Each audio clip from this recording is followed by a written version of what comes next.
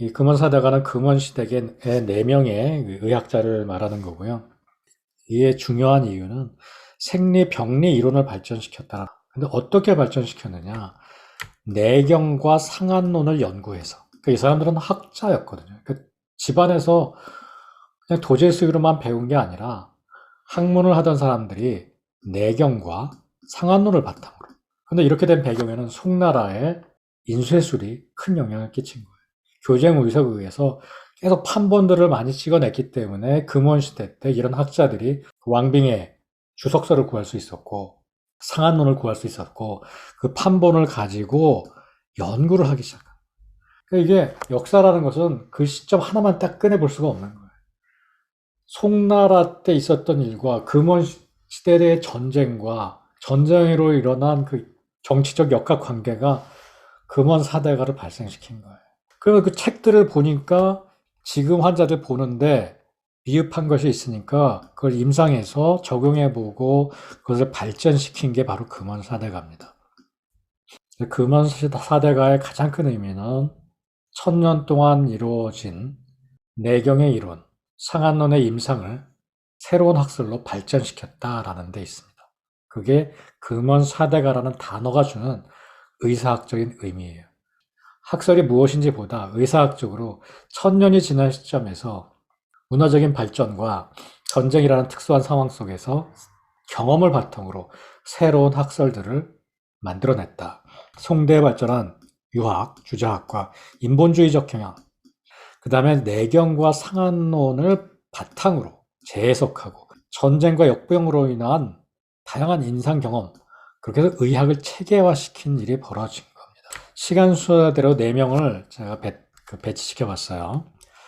제가 아까 코딱지만한 지역에서 일어난 일이라고 그랬잖아요. 시대도 한 100년 남짓에 일어난 일이에요. 하간의 유한소, 두 강 사이에 지역에 있던 유한소, 그 다음에 장원소, 역수지방의 장원소, 거의 동일하죠. 그래서 역수아파, 장부병기학파와 한량파가 거의 동일한 시점에 출현하게 됩니다. 그 지역이 좁다 보니까 이 두 사람이 다 서로의 영향을 받습니다. 지역도 좁고 시대도 같은 시대고. 그러니까 장부병기학파와 한량파는 동시대에 불과 40년 차이로 시작됐어요. 40년 후배예요. 역수학파가. 그 다음에 장자화, 장종정이 장원소랑 거의 또 똑같아요. 그리고 동원노인 이동원이 이거보다 24년 후에요. 그리고 주단계는 요 4사람보다 좀 확 떨어져 버립니다. 100년이 떨어져 버립니다. 그래서 4명 중에 5명 중에 금원사대가가 아닌 사람은 요 사람입니다. 장원소. 그때 활동했던 유명한 의가들이 굉장히 많아요. 장원소는 금원 5대가라고 해서도 되지 않을까 싶어요, 저는.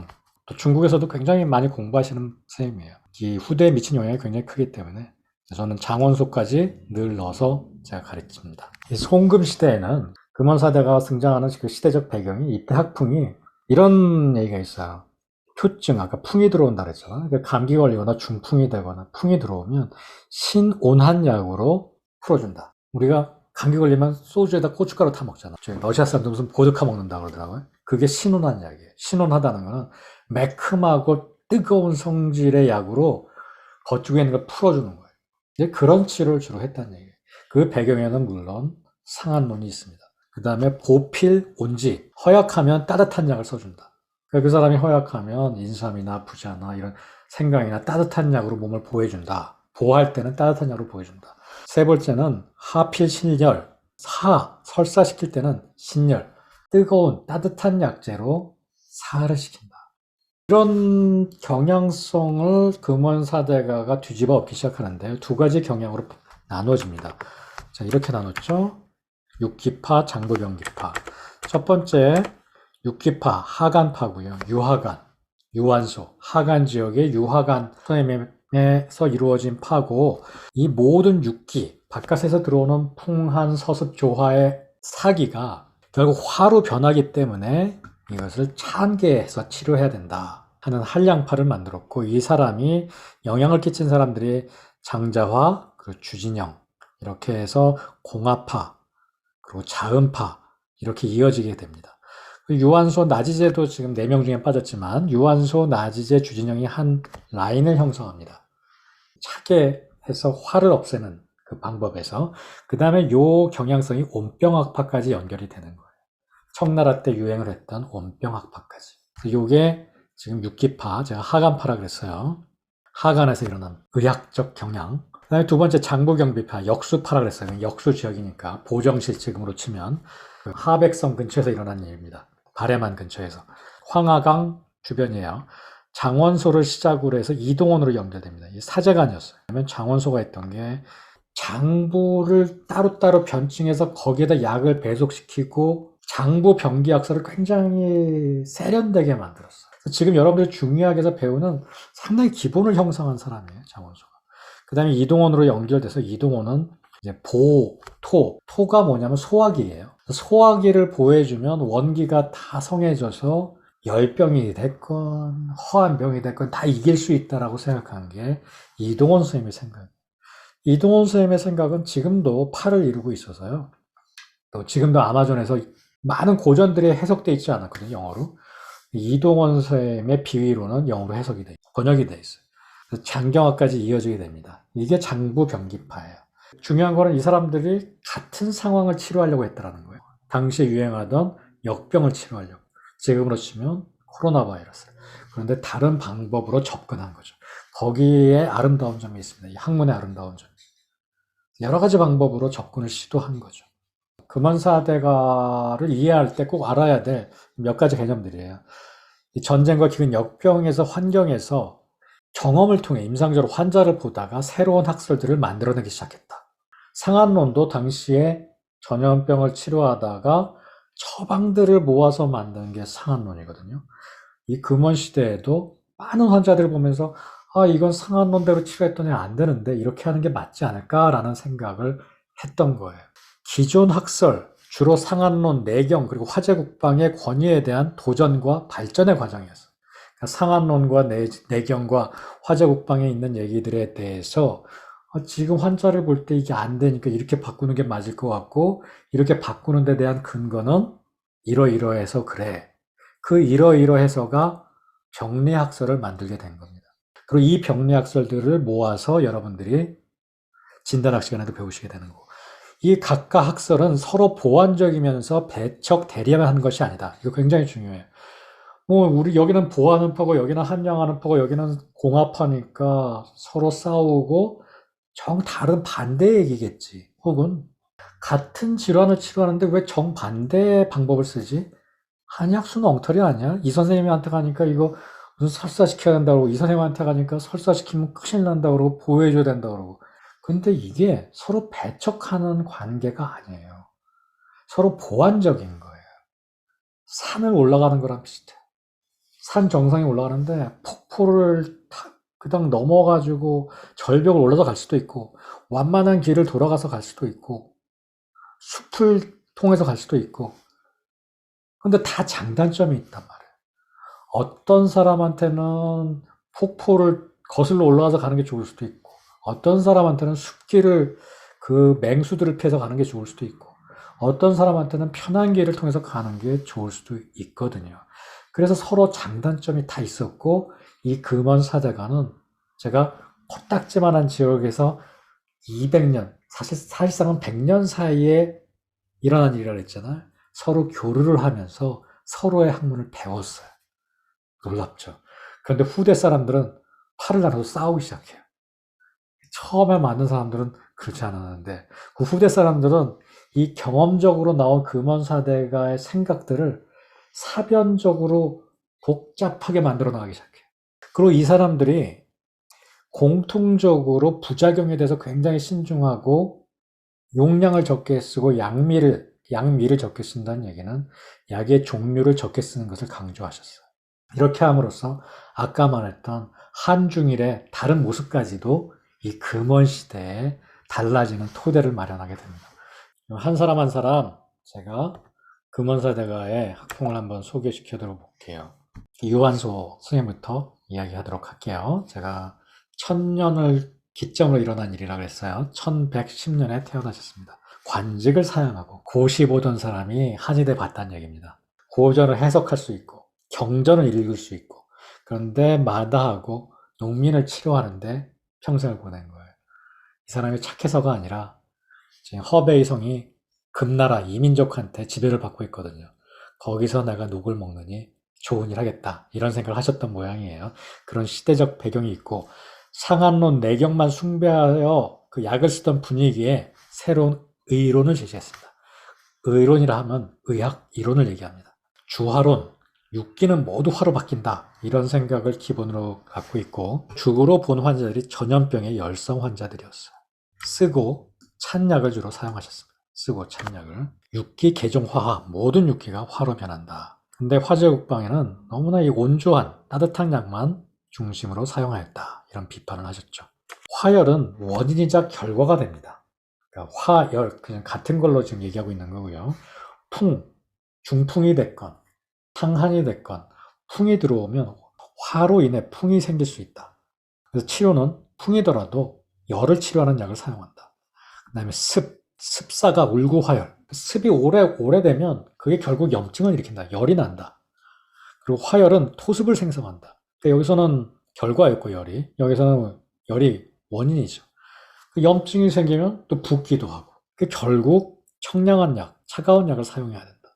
그 다음에 조는, 이 말을 조자거든요. 조는 결국 진액을 소모시켜서 음이 허해져서 조해지니까 열이 상대적으로 마른 장작이 불을 태우듯이 열을 낸다. 또한 반대로 열이 나면 만물을 건조하게 한다. 또 차가운 것은 우리가 상한이 되면 감기가 걸리면 열이 난다. 또 열이 심하게 나면 표증으로 순환이 안 돼서 열이 심하게 나면서 손발이 차지고 오한을 느끼기도 한다. 그러니까 모든 육기가 화를 만들기도 하고 화가 다른 모든 유금을 만들기도 한다. 이렇게 한 게 유화관 선생님의 생각입니다. 사실 어느 정도 맞는 말이에요. 또 중요하게 생각하신 게 마음의 모든 문제가 열을 만든다고 생각하셨어요. 애성도 화열을 만들고 두려움도 화열을 만들고 너무 즐거워하는 것도 화가 원인이고 이 심화가 많으면 너무 즐거워하고 부산하고 오진이라는 건 이모션을 얘기합니다. 희노우사공. 화하면 모두 심신에 영향을 끼쳐서 정신질환을 발생시키고 이런 상황에는 다 무슨 약을 쓴다? 차가운 약을 쓴다가 유화관 쌤의 의론이었던 거예요. 그래서 상한론 시대 때는 용골, 모료 이런 거 갖고 안심시키던 것을 청형약을 주로 활용하셨어요. 화담, 개규약. 이거는 거담하는 약이에요. 담을 없애는. 바나, 남성, 진피, 패모. 안신하는 약, 원지산존 이건 마음을 편안하게 하는 약인데 이걸 보조적으로 활용하시는 거죠. 이런 걸 합치면 이제 온담탕이 되는 거예요. 한마디로 요약하면 모든 마음의 상황이 열을 만들고 열이 다시 평을 만드니까 마음의 문제도 차가운 약으로 열을 꺼줘야 된다라는 게 이 하간생 학파의 특징적인 생각입니다. 근데 유화관이 열을 해결하는 방식은 단순하게 차가운 약으로 청열시키는 것만은 아니에요. 이게 되게 중요합니다. 바깥에서 나쁜 기운이 몸에 들어와서 병이 되는 것을 외사라 그랬죠. 근데 외사, 쉽게 해서 감기가 걸렸을 때 옛날에는 따뜻한 약으로 이걸 날린 거예요. 외사가 내 몸에 거죽에 있어요. 근데 점점 안으로 들어가서 나중에 뼛속까지 들어가요. 그땐 고치기가 힘들어요. 그런데 거죽에 있는 것을 병이 표에 있다 그래요. 표리할 때 그 표에 있다. 이때는 보통 날려줘요. 땀을 내서. 근데 옛날에는 뭘 썼냐면 개지마왕을 쓴 거예요. 따뜻하게 해서 날려주는 거예요. 신온한약이라 그래요. 그런데 이 유화관 선생님은 신양한 약을 쓰라는 거예요. 대표적인 약이 뭐냐? 박하, 캐모마일, 감국 이런 게 차가우면서 날려줘요. 그러니까 서양 사람들은 내 생각에는 감기 걸릴 때 박하나 캐모마일이 좋을 것 같아요. 이 열이 그렇게 많으니까. 동양 사람들은 계피나 생강이 좋을 것 같아요. 재밌잖아.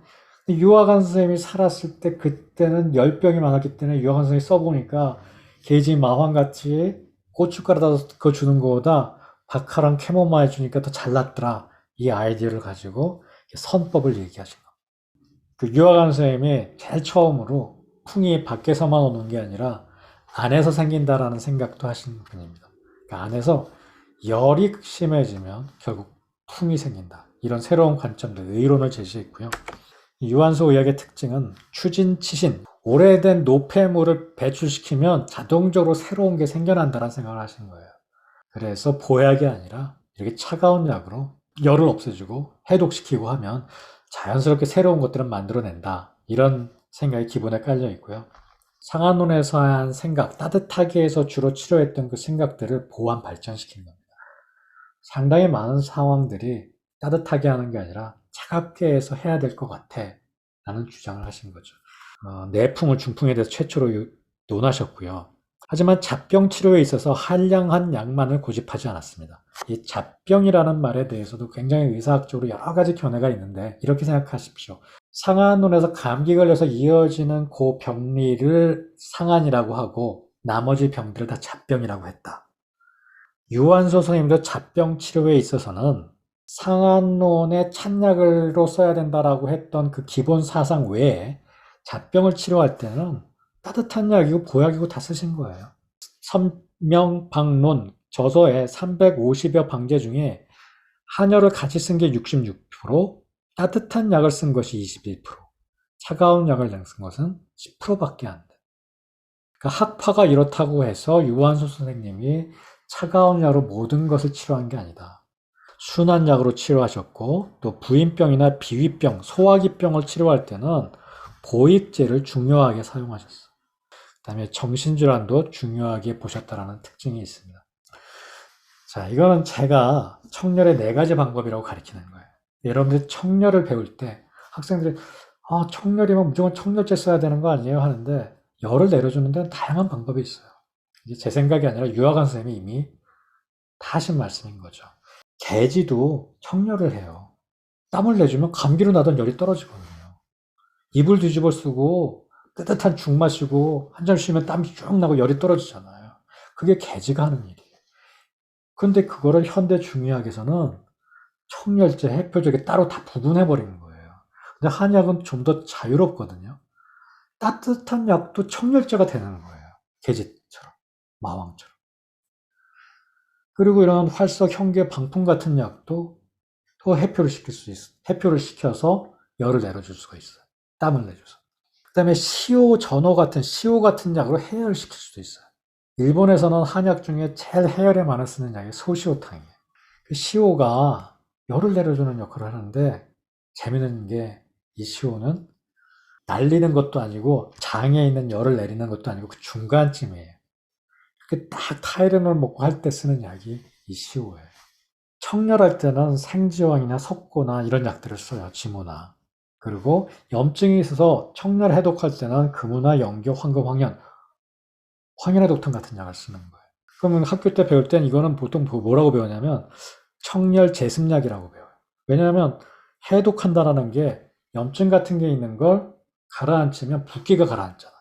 그러니까 청열하고 습기도 없앤다 해서 청열 제습이라고 하는 거예요. 그래서 이 약들은 다 현대적으로 보면 강력한 소염으로 항균 작용이 있어요. 대표적으로 베르베린 성분 있죠. 황금황현. 항생물질이거든.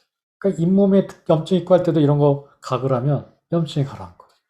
얘네들은 또 다르죠. 헤어라는 의미가 다 달라요. 이렇게 겉으로 날려서 헤어할 수도 있고 시오로 반표발리, 어려운 말로 반표발리라고 해요. 겉도 아니고 리도 아니다. 중간이다. 그거 헤어할 수도 있고 진짜 속 안에 들어온 열을 헤어할 수도 있고 염증을 가라앉혀서 헤어할 수도 있고 재밌죠. 이 한방의 생각은 굉장히 자유롭게 접근하는 거예요. 자, 오늘은 금원사대가 유하관 선생님에 대해 알아봤습니다. 도움이 되셨기 바랍니다. 감사합니다.